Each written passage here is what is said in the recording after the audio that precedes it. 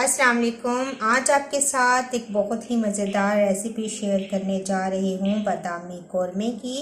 और ये कौरमा मैं बीफ के साथ बनाना आपको बताऊँगी। आप इसी रेसिपी को मटन के साथ भी बना सकते हैं।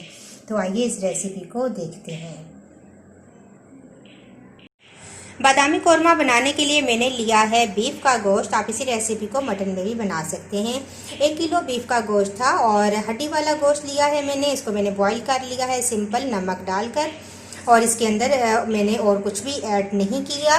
2 दरमियाने प्याज थे, इनको मैंने ब्राउन कर लिया है। कुछ खड़े मसाले हैं जिनमें मैंने दालचीनी के 2 स्टिक्स लिए हैं, 1 बड़ी इलायची है, 3 से 4 छोटी इलायचियाँ, 3 से 4 लौंग हैं और 1-1 टीस्पून मैंने सफ़ेद ज़ीरा और काली मिर्चें ली हैं साबुत।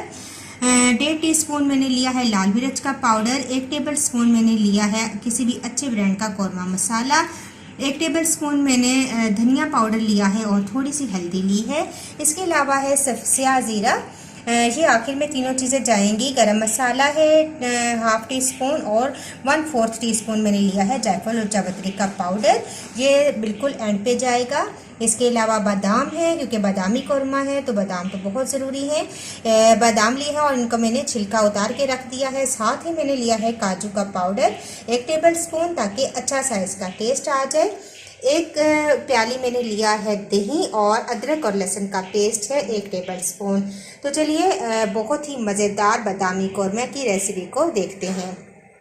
देगचे में डालेंगे हम ऑयल, और सबसे पहले बादाम डालकर मैं उनको फ्राई कर लूँगी और फ्राई करने के बाद निकाल लूँगी।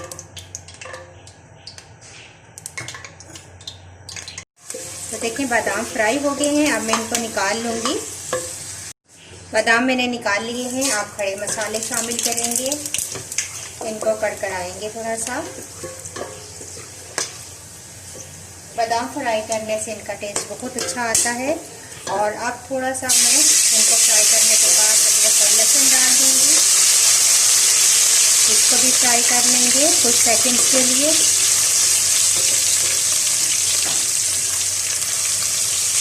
और साथ ही शामिल कर दूँगी गोश्त।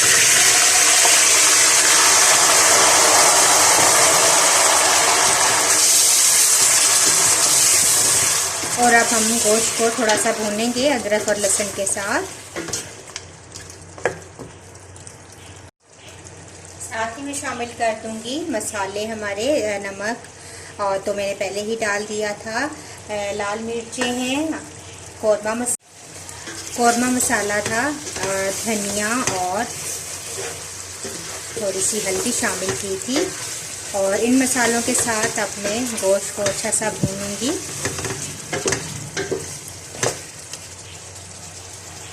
अब मेरे पास है दही और जो मैंने ब्राउन प्याज करके रखी हुई है, इन दोनों को मैं डालूंगी जूसर ब्लेंडर में और इनका ब्लेंड कर लूँगी।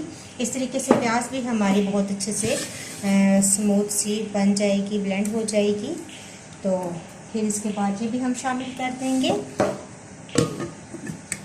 थोड़ी देर मसालों के साथ भुनने के बाद अब हम ये दही और प्याज जो हमने ब्लेंड की थी ये शामिल कर देंगे और मिक्स करेंगे। दही शामिल करने के बाद थोड़ी सी देर आप हिलाएं ताकि हमारा दही फटे ना।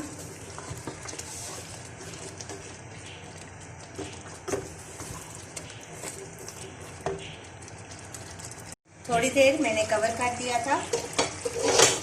देखिए बहुत अच्छा ऑयल ऊपर आ चुका है। साथ साथ हिलाते रहेंगे ताकि गोश्त नीचे ना लगे। अब हम इसके अंदर काजू का पाउडर भी शामिल कर देते हैं और बादाम भी ऐड कर देते हैं।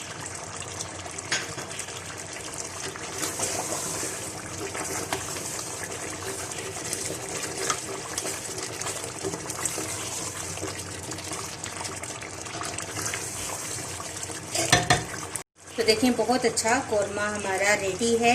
बहुत ज़बरदस्त कलर भी आया है और ऑयल भी ऊपर आ चुका है। आखिर में शामिल करेंगे काला ज़ीरा, थोड़ा सा जायफल और जावित्री का पाउडर है और 1/2 टीस्पून गरम मसाला है।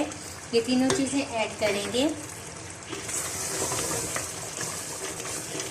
ग्रेवी आप अपने हिसाब से रख लें। मैं ग्रेवी के लिए थोड़ा सा पानी ऐड करूंगी, 1/2 गिलास।